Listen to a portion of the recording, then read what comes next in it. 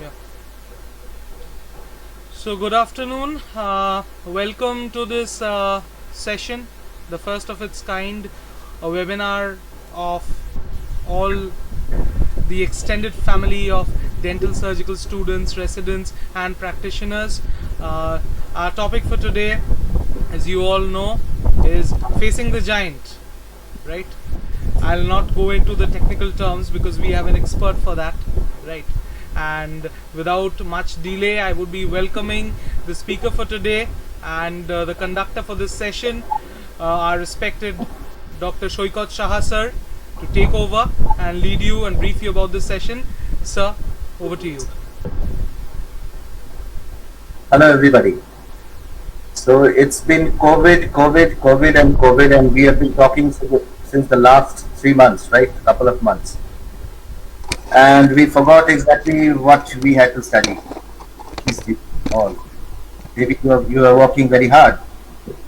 But so I thought of giving you this particular topic. It's a very interesting one, the central giant cell granuloma. So I'll begin with this. These are small little babies. Very adorable, right? But some babies they grow up to be scientists, some doctors, some engineers, some presidents, some very talented people, maybe a cricketer. Even this is a very sweet looking baby. Do you know who he is? Can you guess?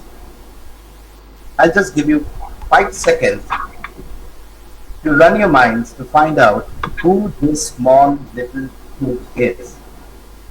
And there is a message that if you do not tame the cup today, be prepared to face the giant lion tomorrow. So there are answers from the audience who say Adolf Hitler.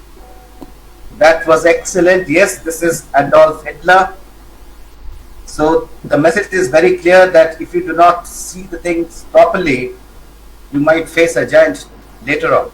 So whenever in your clinical practice you come across a radiolucent lesion of the jaw, so always definitely give the thought a giant cell lesion.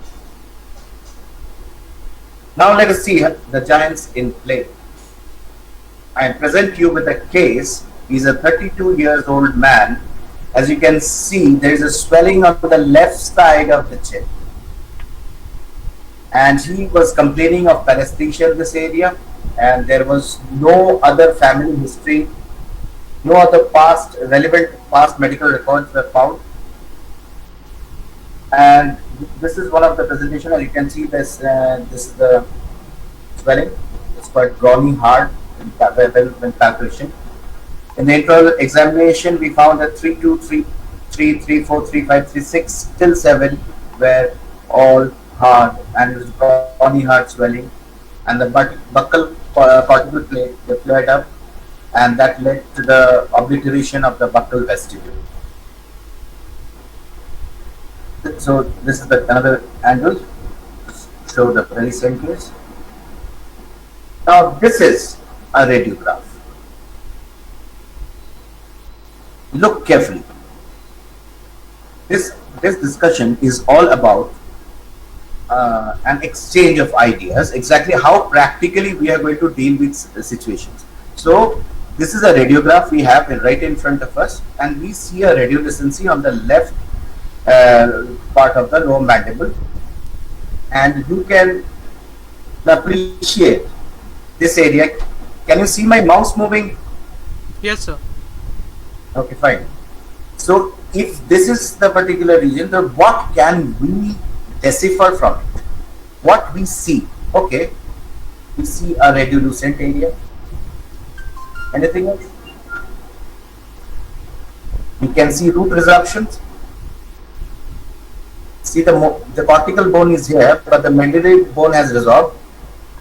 Obviously, there is a hollowing out. Yes, sir. There is thinning of the mandible, and the cortex is just literally going. Right, sir. So when we have such a picture, the first query that comes in our mind, what can it be? Because there are many lesions with the very same description and appearance, Yes, sir. right? Yes, sir. For this patient, we did a blood examination. There was no significant blood changes in the blood picture. Serum calcium and phosphate were absolutely normal. And on the spot, I made a clinical diagnosis of amyloblastoma. That was maybe a unicystic one. That was what I did. Yes, sir. So I sent for a NET CT, and this is what we have, the impression that we have. I show it to you. Instead of writing, it's better to see right in front of your eyes. You can see this has hollowed out. We can see specks of bones here, and there's much of this thing, mandible is gone, literally gone. So Right. this is like exactly the impression that we have. This is the three-dimensional sitting. So the next step was to go for an FNSC. In FNSC, I found that the histopathologist gave me the report that a few giant cells were found in the matrix of RBCs. No sooner he gave me the clue that there were few giant cells, Yes, sir. further differential diagnosis was made. Just listen carefully. I started with the case that came to my office. I saw the case and how I started to diagnose the case gradually. These are the steps you are supposed to follow, and this will make life very easy.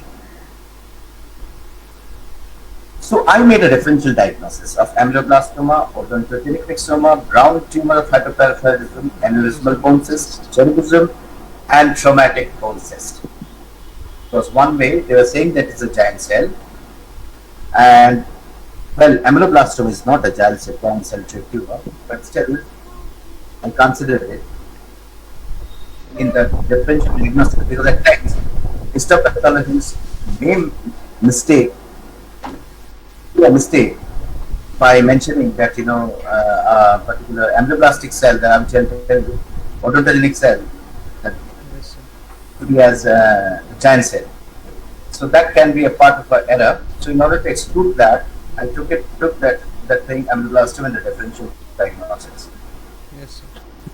Now we'll be considering each particular differential diagnostic lesions step by step, and we just have an intro into the thing what it is.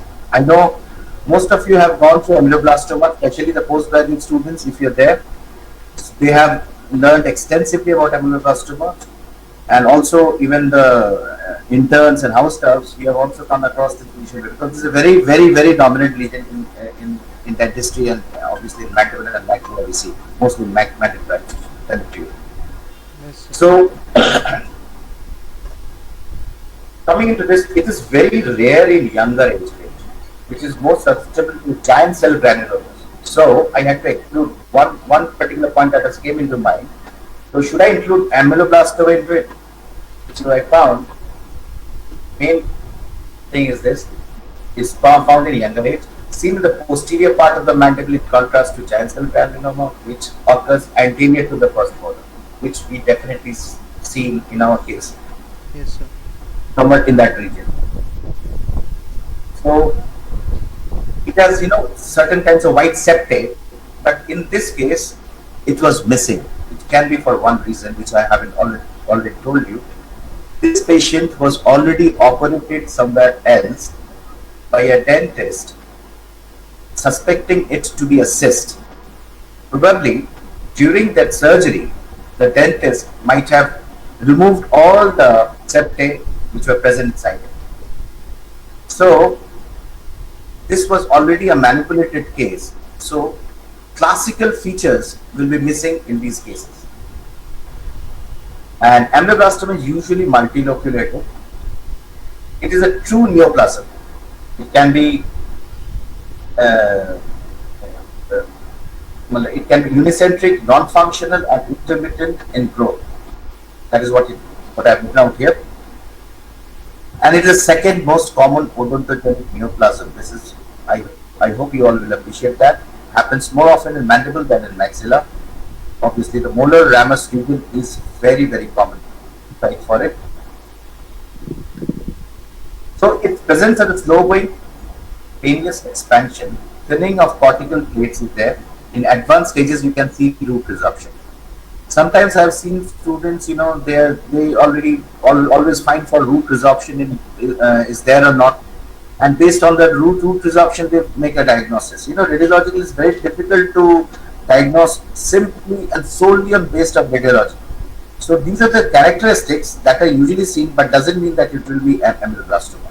Obviously, tooth mobility will be present because as the tumor expanded, it will push off all the teeth, and due to the expansion process, that is mass effect, paresthesia will also present. There are 6, histological subtypes of ameloblastoma. This is the follicular, plexiform, acanthomatous, granular, and desmoplastic, which you can see on the screen, and basilar. Out of which, follicular pattern, acanthomatous are more prominent, and less plexiform, granular, desmoplastic, and basilar thing are not that much very much prominent. But none of the types occur exclusively. Like in a follicular pattern, that doesn't happen exclusively one ameloblastoma. It's always a mixed type. Yes, sir. If not always, 99.99% times it is mixed type. Histologically shows something like this. Well, I'm not an histopathologist, and nor I have in-depth knowledge of pathology, but at least I am able to appreciate how different it is. In the follicular type, you can see these are the follicles. There are cells which are surrounding it, and when it is enlarged, we can see the follicles here. This is the follicular type, and the plexiform type is band-like. It's like a band. They go like a linear band. One band is here going like this, another band is going like this. This is the band that we can see. And there is acanthomatous type. There is also the deposition of keratins. We can see in acanthomatous there is keratin pearls are formed inside, and there is a desmoplastic variety which mostly has the collagen fibers deposited, and they squeeze these particular cells. So as I told you, radiologically it's unicystic, multicystic, it is a solid or peripheral type. Even peripheral types are present. Don't think that it's only present in the bones. Peripheral types have also been reported, but most of them are multicystic or solid type. It's around, we can say, that's 86% cases. And whereas the unicystic variety has 3 varieties: luminal, interluminal, neural. But I just want to tell you one thing, from the surgical and the clinical point of view, all these histopathological classification and radiographical classification will not affect the treatment of ameloblastoma. So when you are talking about radiograph, if you see, we can see the soap bubble. Can you see the soap bubbles? Yes, sir. This is the characteristic of a soap bubble of an ameloblastoma. At the slide, we can see that the cortex, the cortical plate, is expanding. Yes, sir. It has pushed the cortical plate of the mandible, which can be appreciated. And now I'm going to show you 4 different types: unicystic type, spiderweb type, soap bubble type, honeycomb type, which actually is presented by ameloblastoma. So obviously we can see this unicystic somewhat very similar to the case we have, but it is in the molar region. But in our case, in today's case which I was discussing, it is anterior to 7 at least. And this is the spiderweb form. Look carefully. I'm trying to make things very simple for you all. This is a soap bubble effect, and this is the honeycomb effect. Honeycomb means you have a comb out here, like the honeybees, circular. Soap bubble effect is more into the hook septate. Over here, septate is very thin, or septate is very thick. And honeycomb, why I say, little bit roundish in structure. Generally speaking, you can see the honeycomb structure, the roundish structures interconnected Yes, sir. by the septate. So after angioblastoma, another thing that should come into mind is a brown tumor of hyperparathyroidism. Yes. So before you understand what is the brown tumor of hyperparathyroidism, I will just want to just give you a nutshell about the physiology of hyperparathyroidism. Yes, sir. Whenever there is a depletion of calcium in the extracellular fluid, Yes, the sir. parathyroid hormone is secreted. That is, parathyroid hormone is secreted, as you can see. Now it has twofold action.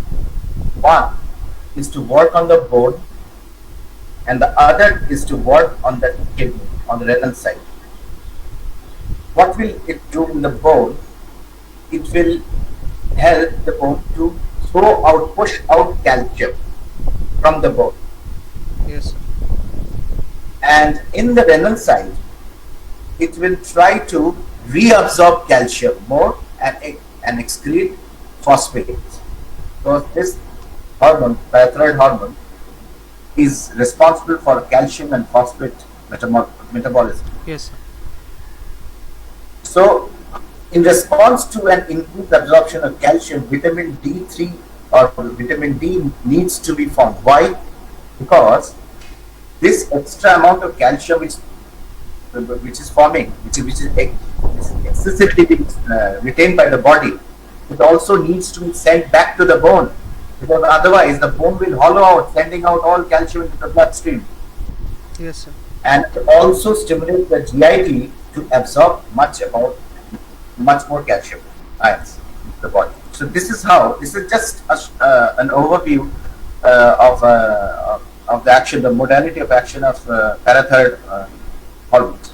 Sir, I guess we could. I think Deepanshu can enlighten us on this better. Yes, sir. So I'll just take around. Hi, guys. So yes, we are going to have a small discussion about the physiological effects of parathyroid hormone at the basic levels. Starting from physiology, it has main effects on 3 organs: bone, kidney, intestine. In the intestine, what does it do? It causes increased calcium reabsorption via the help of calbindin. Yes, in the kidney, it will basically lead to calcium reabsorption from the distal tubules and phosphate wasting. That means more phosphate will be going out in the urine from the proximal convoluted tubule area. In the bones, it has 2 different effects. At low doses, PTH has osteoblastic activity, and at high doses, PTH has osteoclastic activity. What do I mean? That if you give low intermittent doses of parathormone, you will be basically helping in bone formation, and you can detect bone formation activity by testing for these 3 chemicals, that is bone specific alkaline phosphatase, osteocalcine, and propeptide, that is type 1 procollagen. Absolutely. What happens when you give PTH at high doses? Then the rank ligand on osteoblast binds to the receptor for the rank ligand on the osteoclast, and that ensues osteolytic activity, which is better known as bone remodeling. This bone remodeling leads to increased bone turnover, which is designated or indicated by increased levels of serum alkaline phosphatase, and bone resorption leads to development of these hollow cystic blood filled structures in the bone. What are they known as? One big name, one small name. Big name is osteitis fibrosa cystica. That means the bone gets eroded, gets filled in with fibrous tissue, and basically leaves behind a cyst which gets filled with blood and fibrous tissue. So osteitis fibrosa cystica, and this dried up blood looks brown in color, so it's also known as a brown tumor. Good. So that is what we were talking about, and this is these are the common sites where it is found. I hope you are aware of that. This is in the tibia, and this is in the metacarpals.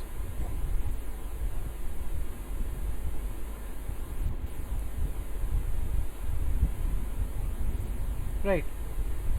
This obviously you can understand is the salt and pepper skull. Salt and pepper skull seen in hyperparathyroidism? Yes. Why does it happen? Of course, due to this bone remodeling. You can see that the appearance it gives due to the external diplo expansion, the outer table getting eroded, the inner table trying to compensate. So this entire process which happens basically manifests as a hard shell of radiolucent bone outside and diploitic space thickening over here. So this is the salt, this is the pepper, and you have a salt and pepper appearance of the skull, also sometimes known as the pepper pot appearance, right? So yeah, we have some differentials of serum alkaline phosphatase conditions where it increases, such as rickets, osteomalacia, hyperparathyroidism, where it decreases, hypophosphatemia, and where it remains the same, such as osteoporosis, hypoparathyroidism, and multiple myeloma. Now we'll have a short discussion on primary hyperparathyroidism and secondary hyperparathyroidism. What does it mean? Hyperparathyroidism, that means there is increased production of parathyroid hormone or parathormone. If that is due to some unknown cause which is not known, a primary cause, that's known as primary hyperparathyroidism. That means the problem is in the parathyroid gland. The problem is in the parathyroid gland, right? Example of that is, yes, of course, very good. You have your parathyroid adenoma, and you know what parathormone does. It increases serum calcium, decreases serum phosphate. So whenever the serum calcium increases at different levels of serum calcium, you have different physiological effects. Mild elevation, normal serum calcium 9 to 11 or 8.5 to 10.5 milligram percent. So is slightly elevated, 11 to 12 milligram percent will manifest as renal stones or nephrocalcinosis, and you will have that loin to groin renal colic pain sometimes, ureteric stones sometimes, right? Then abdominal groans is due to constipation and gut sphincter spasm. Whenever there is hypercalcemia, there is spasm of the gut sphincters. You cannot defecate properly. You have abdominal groans, abdominal spasms. You have fractured bones, as we already told you.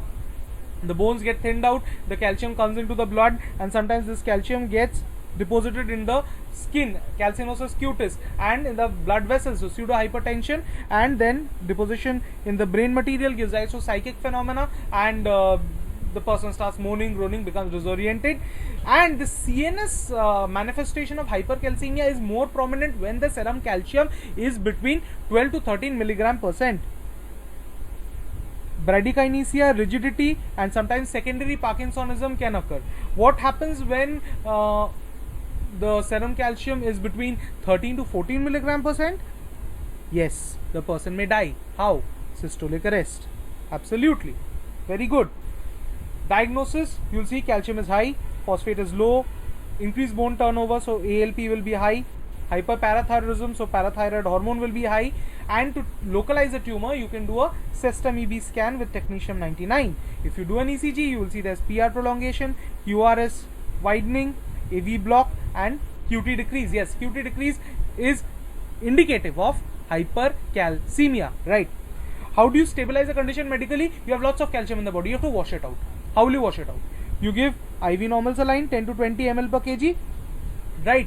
And you wash it out with IV furosemide 40 to 80 milligram, maybe a single dose. Drug of choice, always bisphosphonates, ibandronate or pamidronate 60 to 90 mg IV. Calcitonin is being used because you know calcitonin is physiologically opposite to parathormone, so it can be used. Parafollicular C cells secrete them normally in the body, but they can be used. Artificial supplements, derivatives can also be given 200 to 400 international units subcutaneous 3 times a day for 24 hours, right? That could be given. Other things which could happen alongside this hypercalcemic crisis, entire syndromic management, how are we doing? There may be vitamin D intoxication. Already told you that in such a situation where parathyroid hormone is increasing, vitamin D may increase. So how do you physiologically antagonize hypercalcemia due to hypervitaminosis D? Yes, you give IV hydrocortisone 50 to 100 milligram 4 times a day, or prednisolone 5 to 15 milligram QDS, right? Prednisolone you can give by mouth, IV hydrocortisone you have to of course give parenterally. Mithramycin is an antibiotic, but due to its peculiar effects, you will see that this rank ligand interaction that is jeopardized, and so a particular dose 10 to 25 microgram per kg 4 times a day about a week is given mithramycin, and oral phosphate to chelate out the extra calcium can be given 250 milligram 4 times a day. Definitive therapy, of course, is resection of the adenoma. No adenoma, no extra parathyroid, no hypercalcemia, no death. Right. What is secondary hyperparathyroidism? Secondary hyperparathyroidism means there is a jeopardy in the normal metabolism, physiology of your vitamin D, calcium, phosphorus, this entire axis of the body, which basically causes a rise in parathyroid hormone due to some jeopardy in the normal feedback mechanisms in the body. Let's just take you through the entire cycle. I think it will be easy for you. There are two ways vitamin D is synthesized in the body, major ways. Sunlight falls on the skin, 7-dehydrocholesterol gets converted into cholecalciferol, or the gut, we take in vitamin D, cholecalciferol. Both these forms go to the liver, and liver has an enzyme known as the 25 alpha hydroxylase. What does it do? It converts cholecalciferol into 25 hydroxy cholecalciferol. Now this 25 hydroxy cholecalciferol goes to kidney, where you have two enzymes, 1 alpha hydroxylase for the positive axis and 24 alpha hydroxylase for the cutoff axis.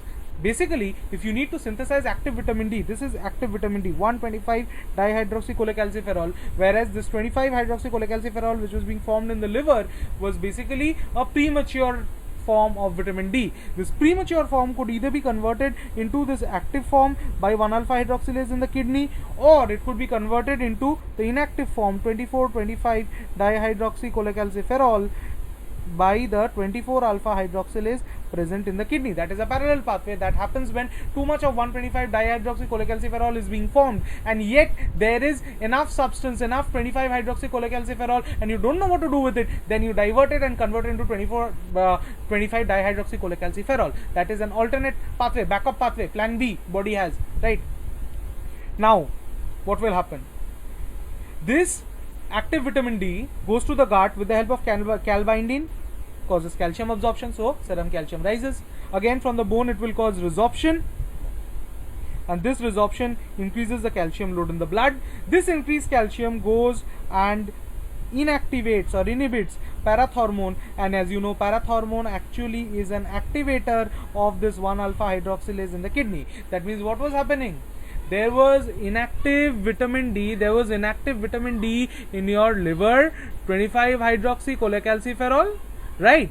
Then 1 alpha hydroxylase in the liver was converting it into active vitamin D, 125 dihydroxy cholecalciferol, and that enzyme 1 alpha hydroxylase was being monitored, was being controlled by a positive feedback by PTH. That means parathormone is there, it is giving a permissive effect on 1 alpha hydroxylase enzyme in the kidney, that you convert inactive 25 hydroxy cholecalciferol into active 125 dihydroxy cholecalciferol. Now calcium in the blood inhibits this PTH. That means when there is increased calcium in the blood, it will inhibit this parathormone, and so parathormone will no longer stimulate 1 alpha hydroxylase, so inactive vitamin D will no longer get converted into active vitamin D, and if this is cut off, obviously calcium in the blood will also be cut off, and this negative axis will also be cut off. That is the end. That is how the entire circle maintains itself.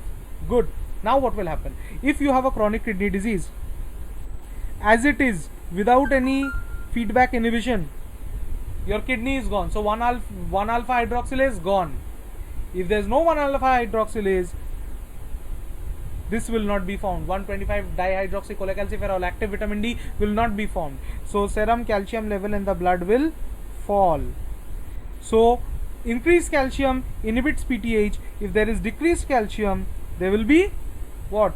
Decreased calcium will cause increased PTH, and increased PTH is hyperparathyroidism. So if the kidney is failing, there is an increase in the PTH. This is secondary hyperparathyroidism. How does it manifest itself? You will have what we already said, calcium is not being formed. That means all these activities which are happening, there is no calbindin mediated calcium absorption in the gut, there is no resorption of the bone. Since there is no resorption of the bone, you see the spine, it becomes like this. Bone gets deposited over here, it looks like a jersey, rugger jersey. So the spine is known as rugger jersey spine.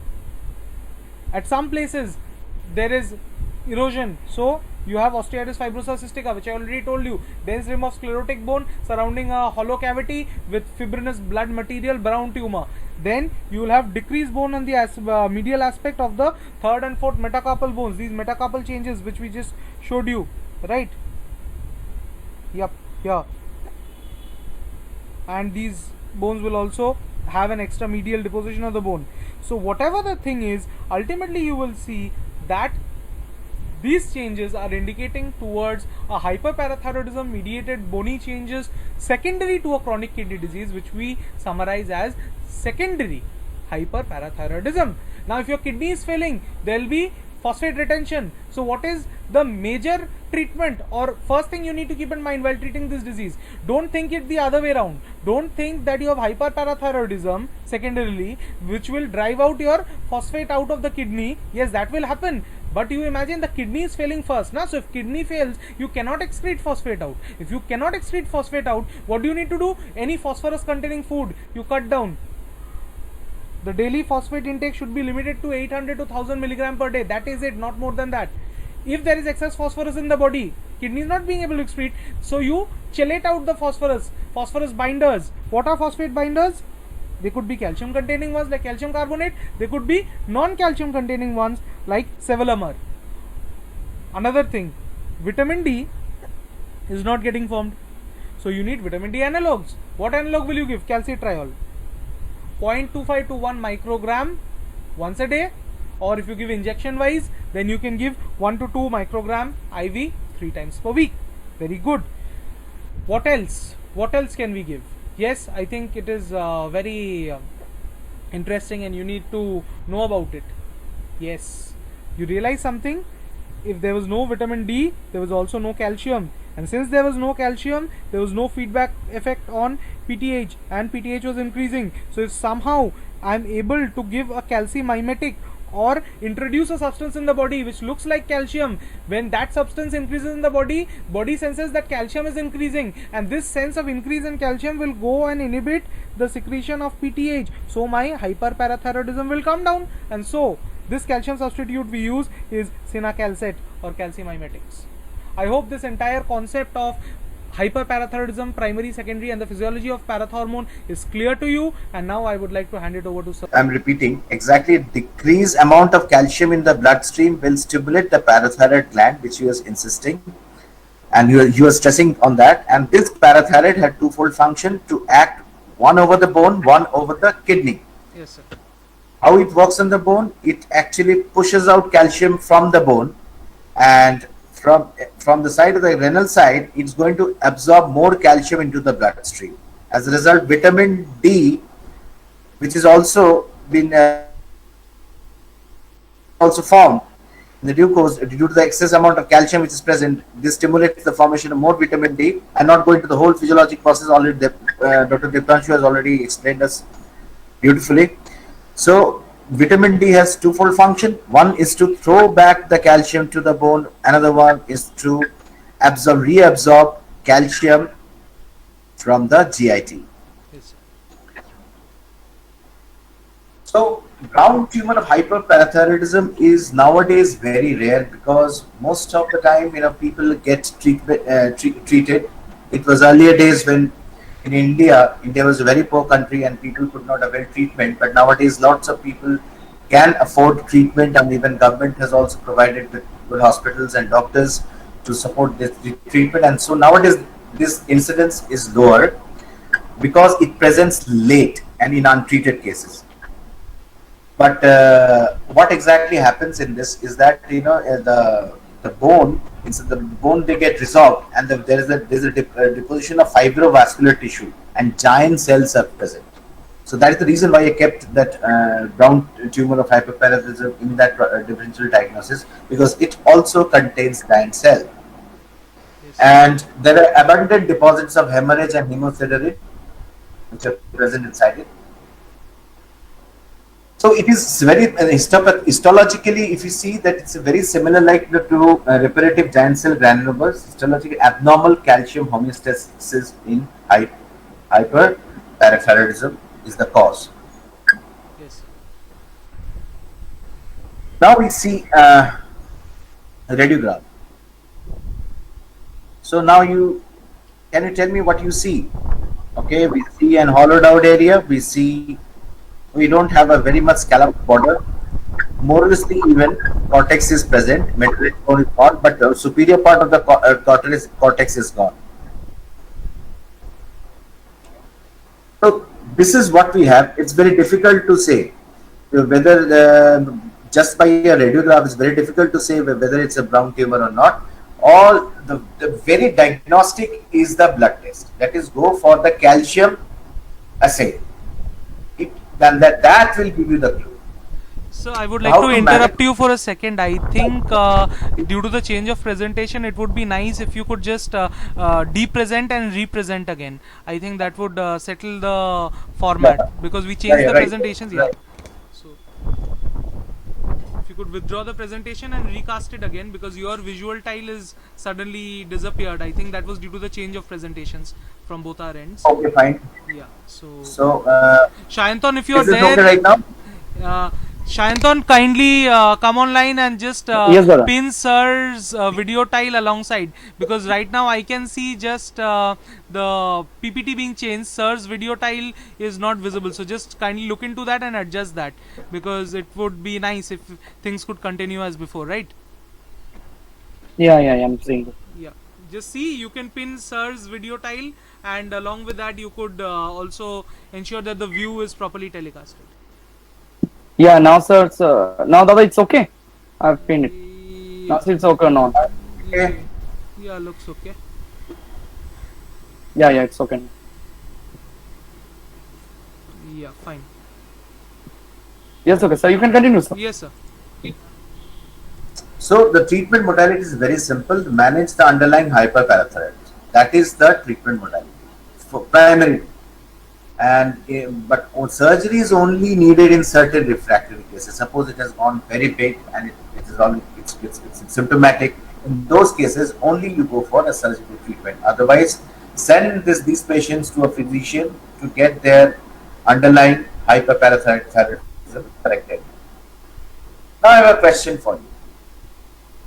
In this current case, which we are discussing today, that not in this brown tumor case, in my case,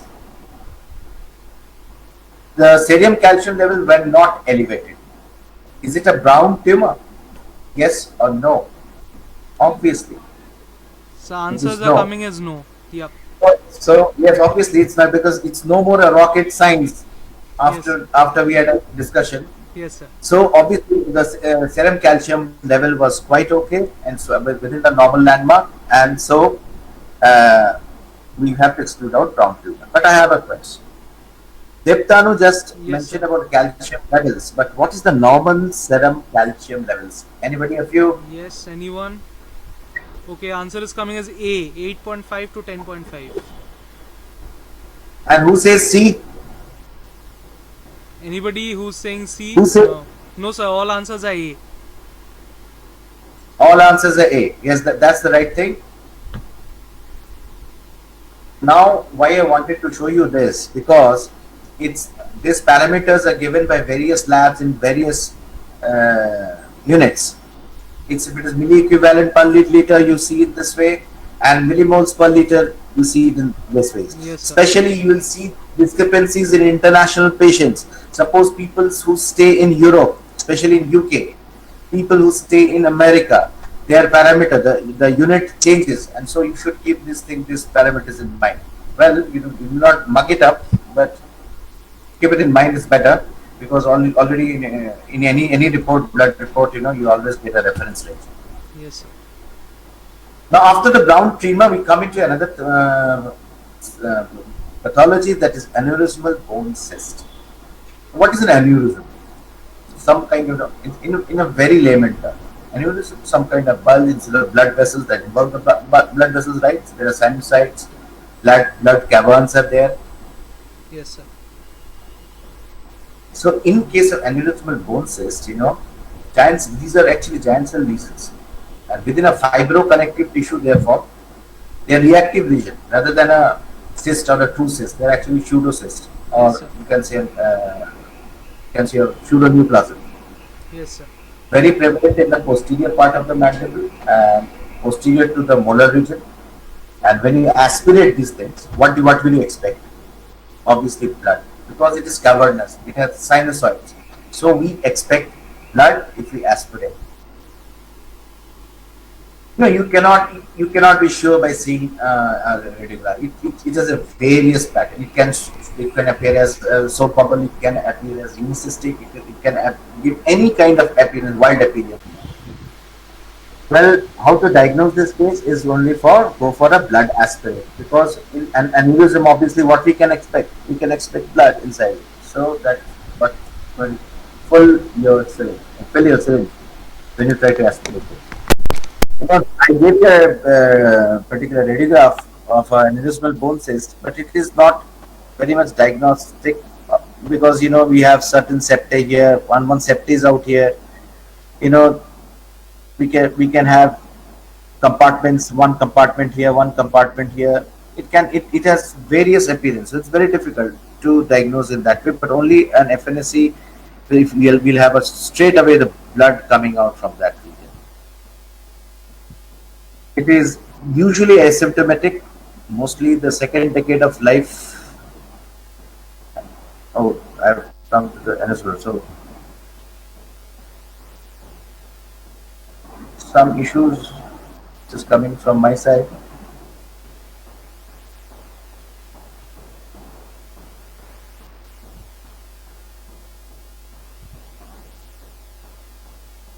Yeah, got it right. So aneurysmal bone cyst is what you have to remember. It's only about aneurysm which is present in the bone, because there is so many technical glitches that's happening now. Now you might all get confused, but in very small nutshell, aneurysmal bone cysts are nothing but their aneurysm within the bone. So what the way to diagnose is just to aspirate, and it's done.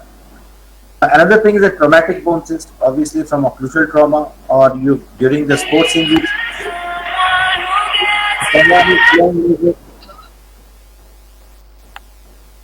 But in case of traumatic bone cyst, it happens due to trauma, and these are actually not the true cyst of the pseudocyst. Obviously, they will not have any lining, and second decade of life in young males are very common. It happens in long bones, and as you can see the percentage. But from our point of view of interest is the symphysis and the body of the mandible. They are very much affected, and this is a cortical plate expansion is absent in these traumatic bone cysts. So another very important thing is this: you will see no bodily movement, no matter how big the cyst is. You will not see any teeth moving out or moving or going haywire. And aspiration is generally negative, and sometimes in a straw color liquid you can find. It depends. So radiographically, it's a well-defined unilocular radiolucence. It's unilocular most of the time. And the very characteristic of this particular thing is scalloping. Even by scalloping, what I mean, and I'll show you the radiograph. See, this is the lesion. There's a scalloping around the periodontium of the apical part of the root. This is scalloping. They will not resolve the root, rather they will form a scallop-like structures out here, lining sort of thing, and you can find it like this. This is another example.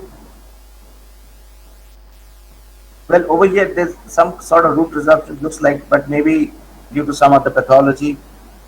But usually this is not the case. Obviously, there is obliteration of the buccal vestibule in the very same case. This is another in the posterior region. You can see a septate, thick septate. Otherwise, you can see the roots. All the roots are intact. Even if this is a dilacerated root, this dilacerated root is also intact. Can you see? They're nothing but chronic inflammatory cell. All histopathological findings will all be related to any inflammatory cell, and there will be no epithelial line. Remember, this is very important. So, what is the treatment? Obviously, surgical excision is the gold standard, followed by curettage.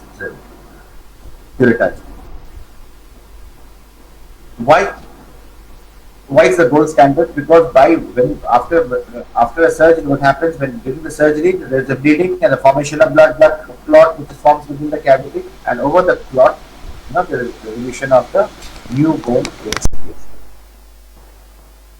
Another very important and very primary thing that we get to see in mandible and in orofacial region, to be more specific, is odontogenic myxoma, and is the third most common odontogenic tumor, and it's an intraosseous lesion. Obviously, peripheral types are also present.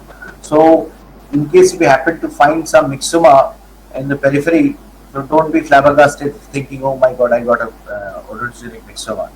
Yes, it's rare, but not impossible.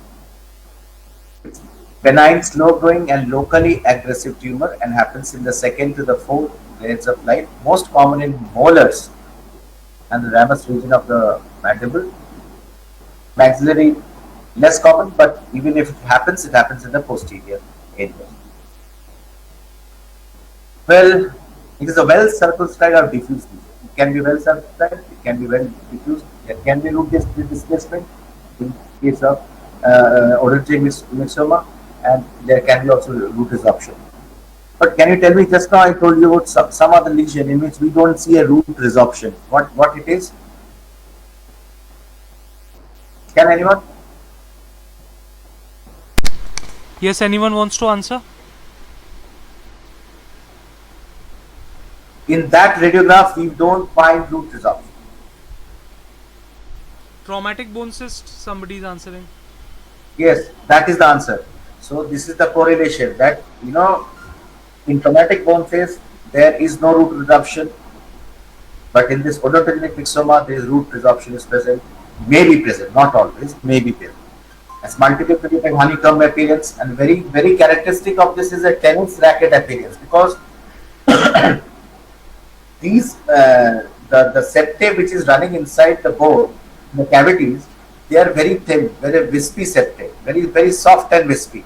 So that gives a crisscross like tennis racket appearance. So we'll go for the radiograph. Over here we can see a myxoma. This is obviously, you can appreciate it looks like a unicystic. Over here we don't see a root resorption, but borders are scalloped little bit. Over here, the inferior border is a little bit scalloped. This is another one. We can see some kinds of bubbles, soap bubbles. This is the occlusal radiograph. This is another case. Can anybody of you tell me what is this radiating pattern of trabecular you have seen? In a radiograph, when you see like this, anybody? Yes, people. Anybody with the answer? Those of you who cannot see the slides, please go to the Dr. Shoykot Shah presentation and pin that. You will be able to see the slides. Don't keep spamming the chat box with that message. Go to the tiles, go to Dr. Shoykot Shah in bracket presentation, pin that slide, you will be able to see the slides. For any other problems, please let Shayantan sir know. Yes, you all are just tapping on the video icon. That's not done. Please tap on the presentation slide. It will be visible to all of you. Okay. Somebody is answering. Is it a spider web? Yes, it's a spider web pattern, and somewhere a particular mixture between spider web and a tennis racket pattern.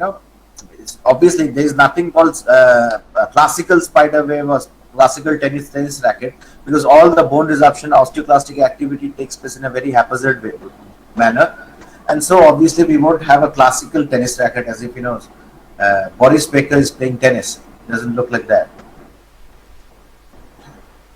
This is another thing we can see. Can you tell me what appearance is this? Yes, what appearance is this? Anyone in the chat box, please answer. This is a classical tennis racket appearance. Yes, sir. This Answers coming. Tennis racket appearance. So look carefully so that later on you should keep these things in mind. It will help you. Now, what is the histopathology? Now, there are certain cells, there are round cells, maybe various structured cells, cellate fusiform cells. Their main thing is this: they are present in a myxoid stroma. Within a myxoid stroma, they are present, and they appear like. And these cells, these stellate round cells, they appear like a dental papillae, a developing dental papillae. And if more collagen is deposited within the stroma, then what we have a odontogenic myxofibroma. It's mostly same odontogenic myxoma and odontogenic myxofibroma. Only thing that the collagen will be more in case of odontogenic myxofibroma. So what is the treatment and prognosis? Resection with free margins. You should have free margins. And in case of small lesions, you can have a conservative surgery. Because also you have to keep in mind one thing, that recurrence rate is 25%. So you should always call the patient for follow-up, maybe after yearly follow-up, maybe 2 years, maybe 3 years. But at least the 3 years follow-up is very important. Remember. Now I have a question for all of you, and this is an easy question. Everybody should answer. Everyone who is seeing this presentation. So the answer is already given. It's a confusion between B and C. Why? So it's a confusion between B and C. Divided opinions. Some people are saying B, some people are saying C.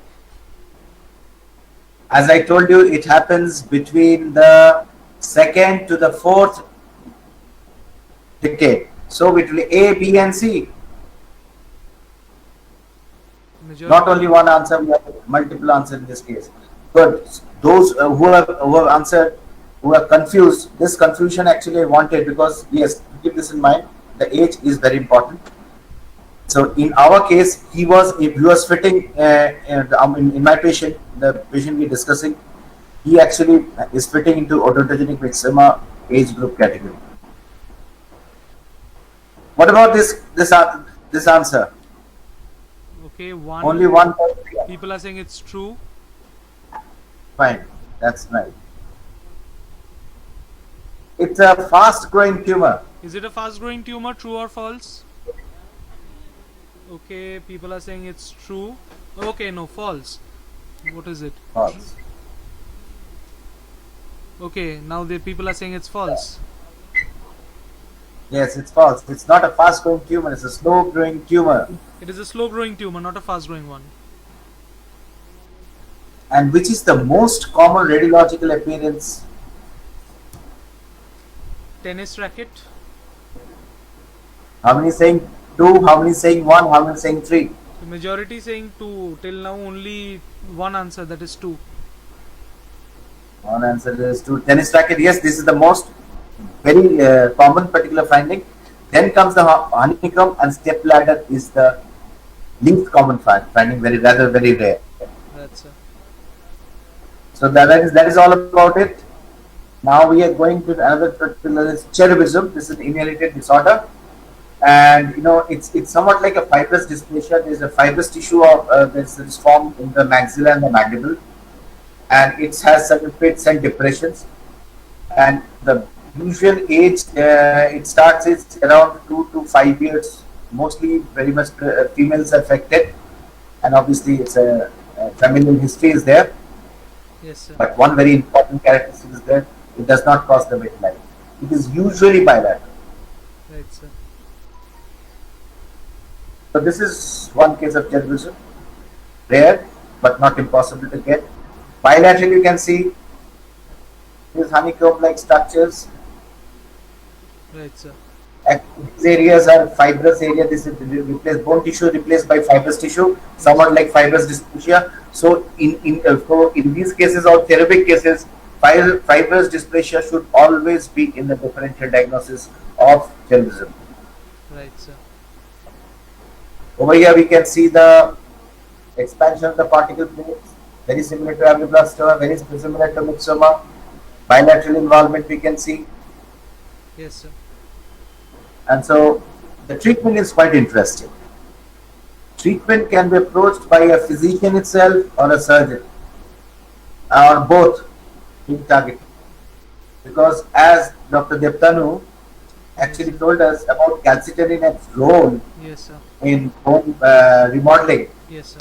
and there is the clue. Because calcitonin inhibits bone resorption, so osteoclastic cells are inhibited. As a result, obviously, more degeneration is stopped. Yes, sir. And from the surgeon's point of view, what we feel that autogenous, if any autogenous bone graft is given, that means it is osteoconductive. Yes, sir. It becomes an osteoconductive material. What do you mean by osteoconductive? It will, the bone, the graft will act as a chemotactic, mitogenic, and osteogenic material, and so it will help in the formation of bone and closing those pits. Right. Now let us come back to the previous case. We have come to know all the differential diagnosis. Let us again try to see. We have the lesion here, and we see this thing. So what do you think? Forget about giant cell granulomas like central giant cell granuloma, because we know that we started with the topic central giant cell granuloma, and we're going to prove that it's a central giant cell granuloma. We all know, but by looking, it is very similar to what? Somebody is saying scalloped outline. Very good. Scalloped outline is there. Anything else? Is there root resorption? Is there? Answers are coming as no. Okay, there is no root resorption. Okay, there are answers which are coming as yes now, around 6 or 7 of them. Some people can see in the first molar, right? Yes, sir. In the medial side, middle root is resorbed. You can see some bit of root resorption also in the second premolar Yes, sir. region. Looks like. So there is some amount of root resorption, but overall the whole thing is a hollow cavity. Why a hollow cavity? Because the patient was manipulated earlier, so the diagnosing this case was quite difficult. Yes, sir. So even we can think about traumatic bone cyst, Yes, sir. right or wrong? Can we think about traumatic bone cyst? Yes or no? Answers, please. Okay, people are saying wrong, no. We can't. Yes, we definitely can say, we can keep this in mind, that is, it can be a traumatic bone cyst. So answers are saying that traumatic bone cyst won't have root resorption. Yes, there was the challenge from my side. Yes, so whosoever said it is beautiful. Yes, there is root resorption present, and so we can exclude that. Latently we can exclude that traumatic bone cyst. Right, sir. Very good. Now let us come into the very important thing, because we already crossed about 1 hour. So we know what are actually these giant cells, granulomas. What are they? The bone marrow, they secrete myeloblast, and what happens to myeloblast? And this myeloblast and this thing goes to the irritation site. Suppose there is an irritation site, some kind of inflammation. Yes, So what happens? The myeloblast, bone marrow will secrete myeloblast, and they will convert into monocytes or macrophages. And these monocytes, what will do? Go to the irritation site and try to attack whatever the source of irritation is.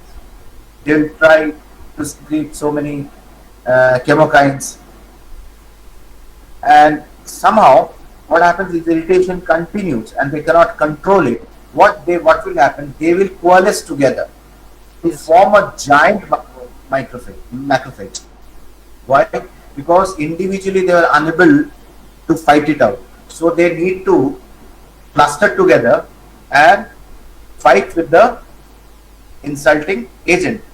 right, sir. And they'll secrete these chemokines, interleukins, interferons, IFK gamma. All these things are secreted by these things. This is a particular life cycle myeloblast. I'll be skipping this because I don't want to go in this much of detail right now. This is what, can any one of you tell me? Yeah, what is this? Anyone? Answers? No No answers yet. Is it a polymorphonuclear neutrophil or a macrophage? Is it a PMNL? Is it a macrophage? Is it a basophil? What is it? Macrophage. People are answering macrophage. Not polymorphonuclear neutrophil. Why is it not a PMNL? Those saying macrophage. Can you see? Macrophage is a white category. Macrophages, can be forming from monocytes, can also form for polymorphonuclear neutrophil. Yes. So they both can act as macrophage. So their answer is monocyte. Yeah, since we are now concerned about monocytes. Obviously, these are macrophages derived from the monocytes. Yes, sir. Now, what is central giant cell? What is central giant cell? It is a benign intraosseous zoology. Right, sir. Is it odontogenic? No, it is not an odontogenic tumor. It's non-odontogenic.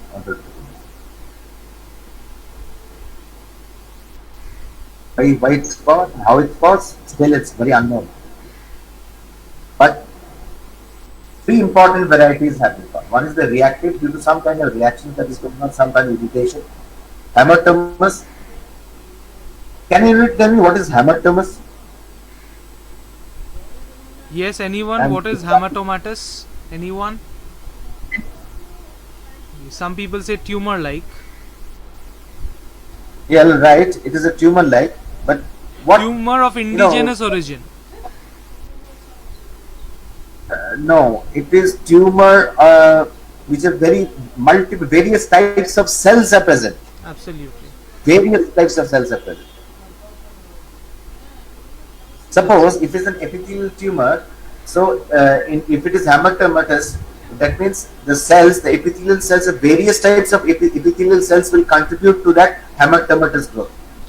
That is the meaning of hamartomatous. From the audience, they are answering that it is indigenous tissue growing in a haphazard manner. Yeah, that's right. But the cellular character is very important. Right, sir. Cellular characteristic, even the indigenous tissues can haphazard manner can grow in case of myxomas also. Absolutely. But the cellular characteristics is very important in case of hamartomatous tissues. Right, sir. Right, sir. So reactive, it can be from a reactive. Type is one of the types is reactive, one of the types is hamartomatous, and one can be neoplastic. Right, sir. So this is a particular histopathological slide. I really don't know how many of you will be able to appreciate this or understand this. But what we see is that there's a fibroblast is there. Too much of fibroblast is there, Yes. and the stroma is packed and densely packed. So Yes, sir. this is a characteristic of this. So obviously it's also not in part of mind. Even I don't know how to read histopathological slides since this was my subject. But this is one characteristic image, and you can just use an analogy to find out exactly what is going on. And you can ask your oral pathology people to explain you. They will be able to explain you better. So what is the clinical presentation? It's a 10% of all the benign lesions of the jaw. Yes, sir. And children and young adults are mostly affected. Right, sir. First and the third decade of life, as I said. And in our case, this gentleman, in our patient, which we are discussing today, his age was 32. So does he fit into this criteria? Obviously, yes. Females more than males.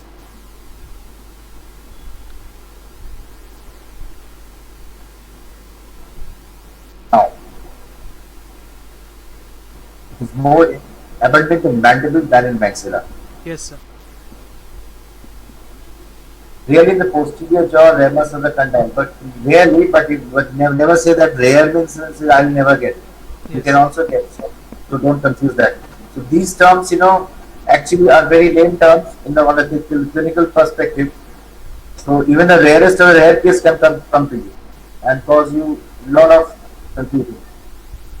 And it's a painless swelling, remember, and the patient also had a painless swelling. And we saw a thinning of the cortical plates. I'll come into that radiograph later on.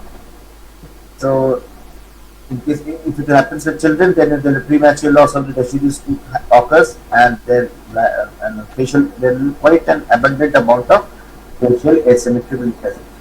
It's But there are two biologic forms. One is reactive, one is neoplastic. Remember, this reactive species is non-aggressive, but the neoplastic species is aggressive. So don't think that it is benign and it will not grow fast as fast as any other lesion. It can be very neoplastic and aggressive also. So you should keep that in mind.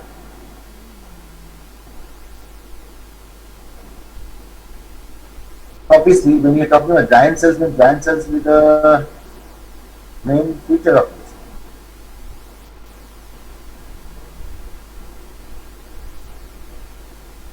So, why the name myxoma?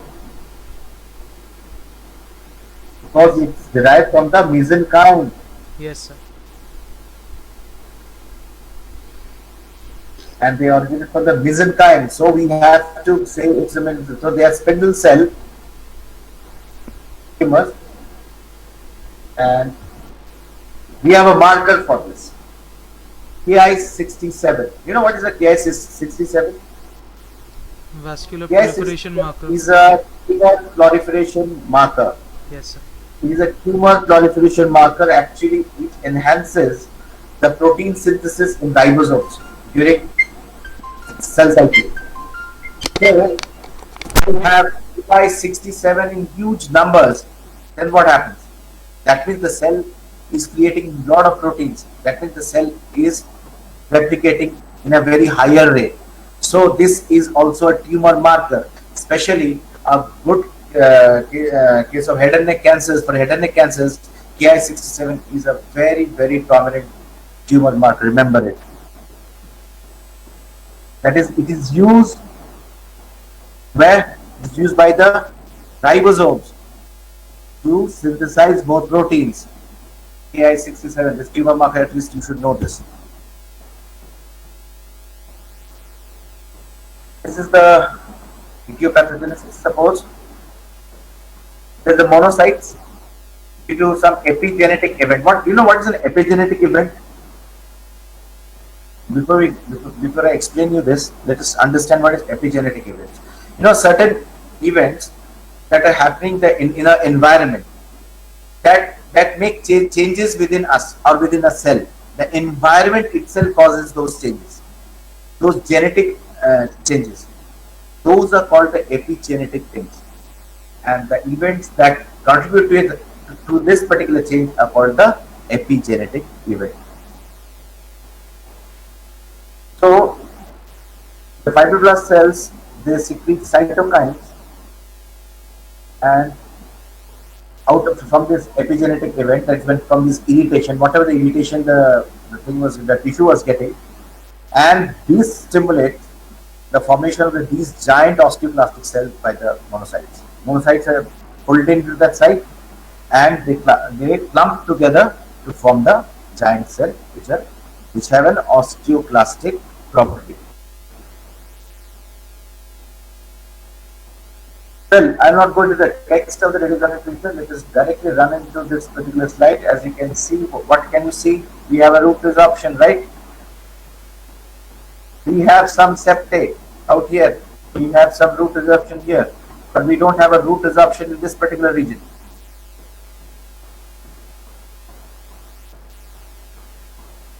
This is in the anterior variety. We have root resorption. So don't think root resorption should be an excluding criteria or including criteria. It can be a criteria. Well, we can have so many radiographic findings. It can be unilocular, it can be multilocular.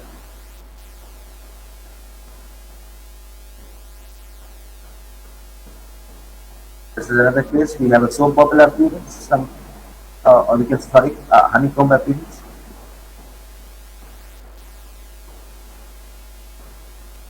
What is gaussing? Gaussing means when you try to excavate this particular region, when you're doing the surgery or when you're doing FNSC or any kind of an explorative thing into these lesions, the brownish red fibril tissues of various sizes are formed. And It is usually coated with blood clot. And what is the treatment of choice? Usually treated by curettage. Curettage is the treatment of choice, but recurrence rate is quite high, so always call the patient for a follow-up. Long-term prognosis is good, except if it is not a neoplastic variety. And in this case, in our case, what I thought was an aggressive malignant case, and so surgical resection was very much mandatory in this case. So finally, after all these things, knowing all these things, in this particular case, we can think that it can be angioblastoma, brown tumor, aneurysmal bone cyst, cerebellum, myxoma, intracranial hemangiomas.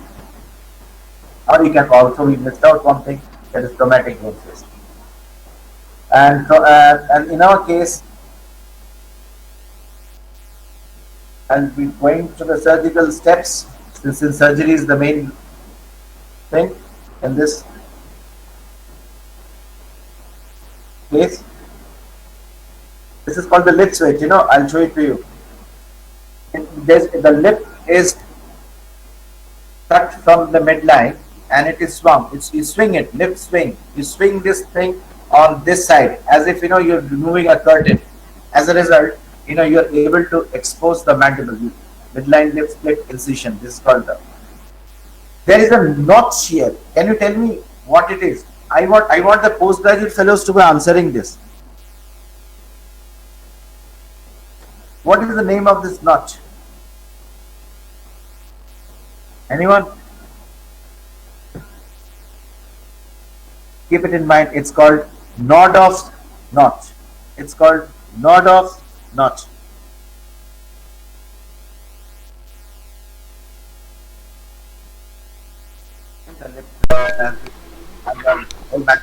Yes, sir. Open. After hemorrhagectomy is done, took a rib graft, is taken, and this is what we have. Can anyone of you enlighten me with one concept apart from the structural or morphological thing? What role does this rib graft have? We had a little bit of discussion regarding autogenous bone grafts.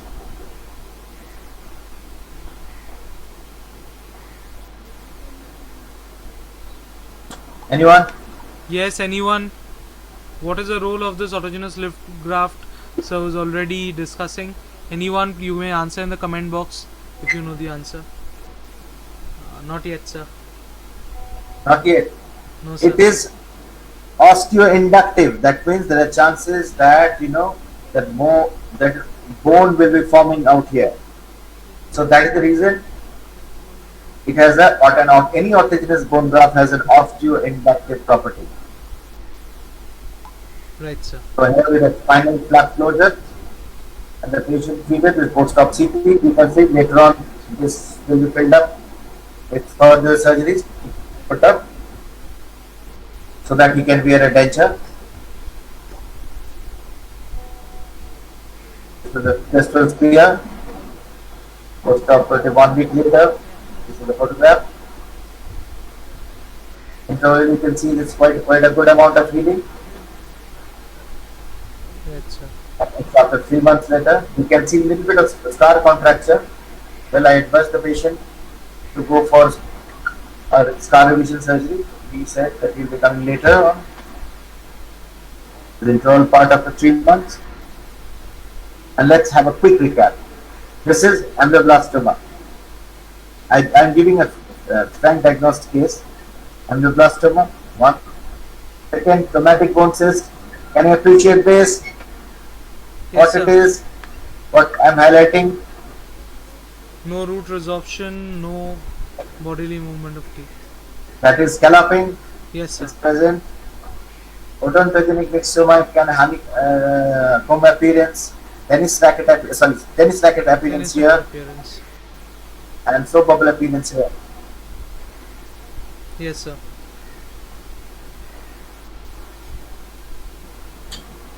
This is aneurysmal bone cyst. There is an aneurysm. Remember, this aneurysm. So, what is the diagnostic criteria for aneurysm bone cyst? There is only one diagnostic criteria. Yes, anyone?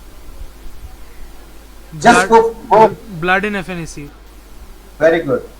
Because since there is an aneurysm within a bone, so no sooner you put a needle inside the lesion, blood will just gush into your syringe.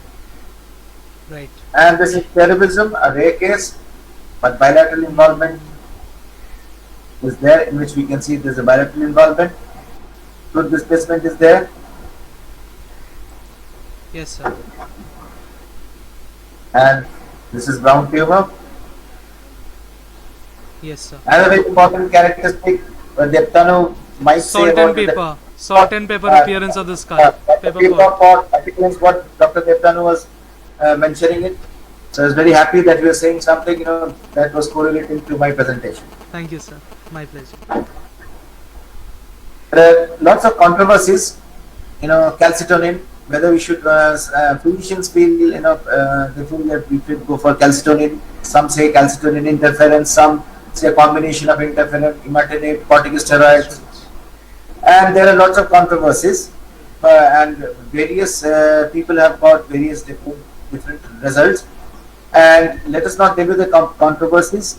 I want you to deal these giant cells lesions accordingly, whichever way in which you have already got benefit or you have seen someone get benefit. Work accordingly. If you need to modify your treatment settings, you can modify it accordingly. Right, sir. So not very much. Let me thank all of you, and let me thank Shayantan and Dr. Deptanu. They have done a wonderful job. Rather, they are doing a wonderful job, and so many names who are also behind the scene. I might not be knowing all of you, but overall, this WBS MC has done a wonderful job, and it's very creative. And Shayantan, I was in touch with Shayantan for long. He used to communicate with me in the night time because I was quite pretty busy during these days because I had a huge array of OTs to do, so I had to come back late at night. So he used to stay awake late at night, and then we used to interact with each other and setting up this program. All of you were very patient in spite of the technical glitch we had. You all were there with me. Thank you very much. So this is on to the plan. Yes, sir. So now we are in the tile presentation mode, and I think all of us are visible. So Shayantan, I think we could have a 5 to 10 minute session maximum. We could ask our friends who are here along with us if they have any pertinent doubts related to the topic what sir has briefed so nicely and wonderfully over the last hour and a half. If they have any doubts regarding that, maybe they could clarify those doubts, and then we could end the session, right? So Yes, we can continue with that. So anyone, if you have any doubt, please you can just write in the comment box. Yes. Then we can conduct it, and sir will solve the doubts. Please write your doubts in the comment box. The moderators shall communicate it to sir, and sir shall definitely try to address it. Yes. And I hope our web moderation team on YouTube is also doing that. Even if there are questions on YouTube, please be relaying us to that. Yes, students, anyone got any questions? Kindly, you may type it out in the comment box pertaining to this topic.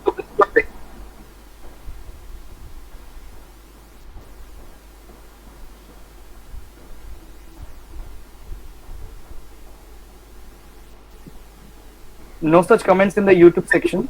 Okay, that's great. Anyone in the chat box? This is the time. So if you have any doubts, please come up with them now.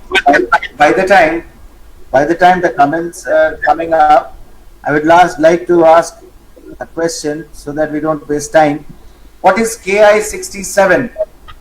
I want all of you to please answer. What is KI67? What do you know? One or two marker? lines. What marker? Right? Any other different opinion? Okay, cancer marker, nuclear protein. Fine. That's fine.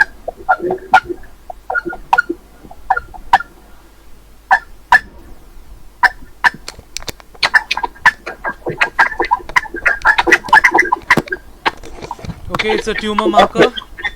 Another, another, another question from my side. Yes. Yes, sir.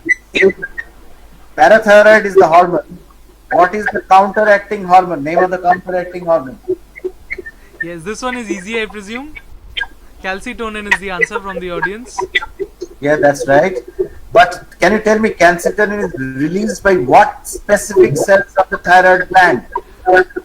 Okay, so this is a question from histopathology and a bit of anatomy. Which particular cell of the parathyroid gland secretes calcitonin hormone? Anybody? Okay, C cells. And can you tell us the location of those cells? C cells, where are they located histopathologically?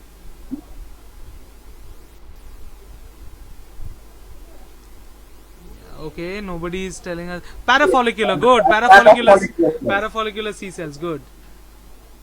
Someone said already the answer, the parafollicular cell. That's good. Yes, sir. Parafollicular C cells. That's wonderful.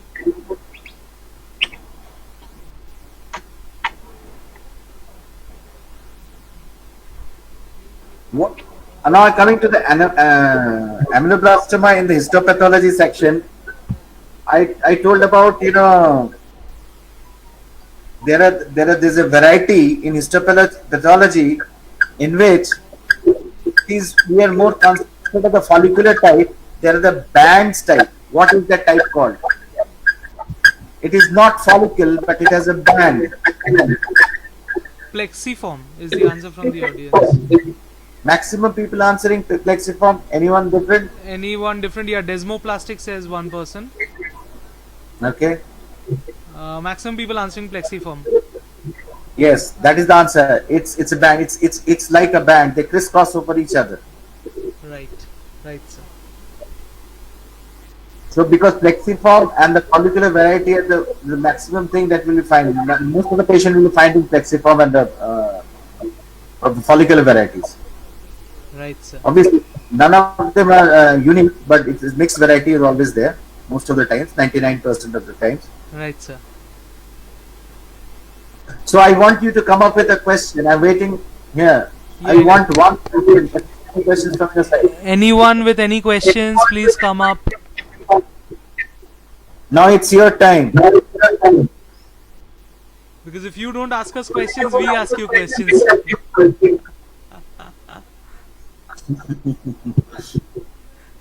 Yes, you can ask. Whatever you doubts you have. Shanton, any of your friends, seniors, willing to ask anything, you can ask them in person. Don't even fear to ask any silly questions that is going in your mind. Don't think that this will be a silly question. No. If you have the slightest of any doubt, please clear it out. Sir, Joybroto Shorkar is asking, is curettage prone to recurrence? Like curettage as a mode of treatment? Like does that cause recurrence of the lesion? Which lesion? You mean central chancel granuloma? Shantan, just check the chat moderation. Yeah.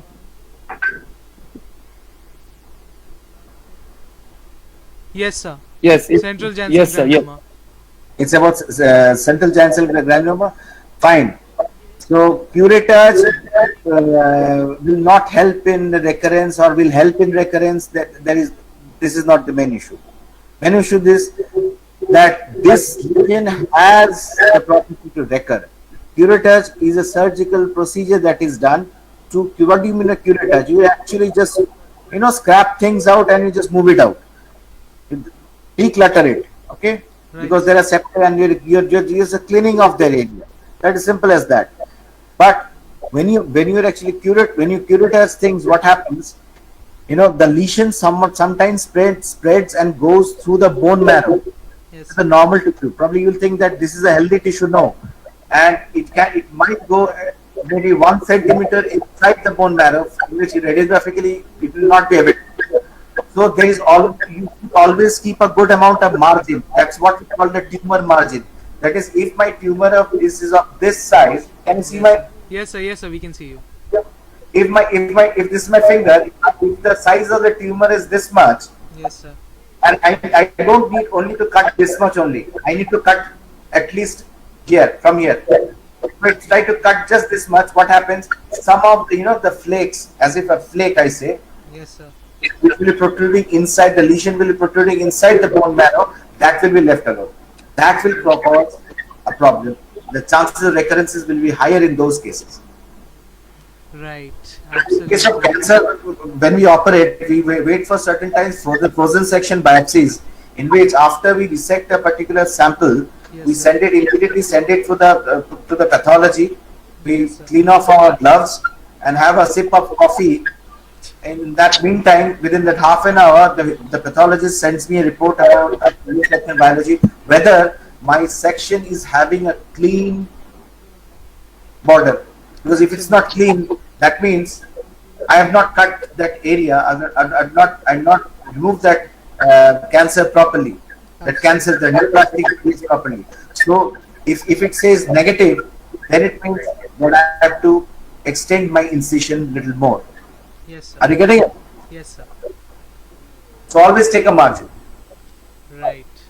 So, any more questions?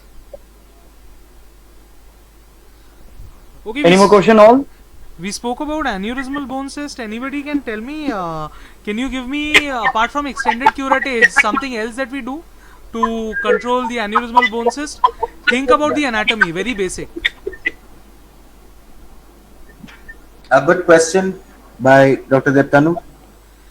Because I am talking orthopedics based, but the logic still remains the same. So That's still the same. It's also not an orthopedics. The basic principle of science is same. absolutely, sir. Absolutely. So use your common sense. This is for first and second year students also. I'm telling you, sir also told you that it is a very vascular lesion. You have a cyst, you have an artery pulsating within a bone. So what could we do to ensure that that lesion does not proliferate further or does not progress further? This is very basic. Ligature marsupialization. Now, who's saying marsupialization? Come on. No, ligature, okay, accepted, but anything beyond, like ligature is 2000 BC, Lig- right? So, Ligature is not the answer, but ligature is very near to the answer. Yes, Someone, anyone, come on, very basic. Curettage and grafting, no, not really. We are saying that it is a blood supply rich tumor. So, is there some way to block off that blood supply? Now, that is a very big hint. I've already told you the answer. Sclerotherapy, okay, very close answer, but it is not called sclerotherapy. It is called something else. So, if you have a lot of cholesterol, or you have undergone a long surgery, something happens, na? Then you are going for a long flight and you get up, suddenly you have a chest pain, you fall down. So what is that pathological phenomenon which happens? There's a term for it, na? Second year pathology, you studied, all of you. Ki toiri hoy? What is formed? Okay, thrombolysis, says someone. Why will you do a thrombolysis for a vascular lesion? Is it not just you are reversing the answer? The opposite of thrombolysis, what is that? the patient is going to die, might die, suddenly it might explode. Absolutely. What is the opposite of thrombolysis? Somebody says thrombus. No, it's not called a thrombus. We have a better technical term for it. Yeah? Thrombosis. Anything one step further? What is the sister of thrombosis? A word starting with E. A thrombus gets embolism. Okay. Somebody can give me a better euphemism of embolism. Like the process of creating an embolization. Very good. Very good. Embolization. Right. Good. So that was wonderful. Yeah. And yes, Shanton, so I think there were no more doubts from their end, and it's been Yes. an absolutely fascinating session with sir. We, on the behalf of West Bengal Students Medical Cell, the team, would like to present respected sir with a small token of appreciation. We are very ordinary little kids in front of such a great personality, but this is the least a token of gratitude or appreciation towards him, which we would like to present him with after the session. And we would like to thank the poster designing team of West Bengal Student Medical Cell, especially Mohammad Asif Ali of Sanaka Hospital, who's designed this wonderful presentation under the guidance of Prithusha Chakravarti and Simran Sharma. So yes, thanks a lot. We will be presenting it to sir as soon as this is over. And for the remaining ones of you who've attended this session, as you already know, yes, this is not going to add to your curriculum vitae, but still, for being patient audience for an hour and a half or almost 2 hours now, we would be liking to present you with a certificate of appreciation for attending this session as well. That will be communicated to you by Shantan sir and the web team. So yes, yes sir, yes sir.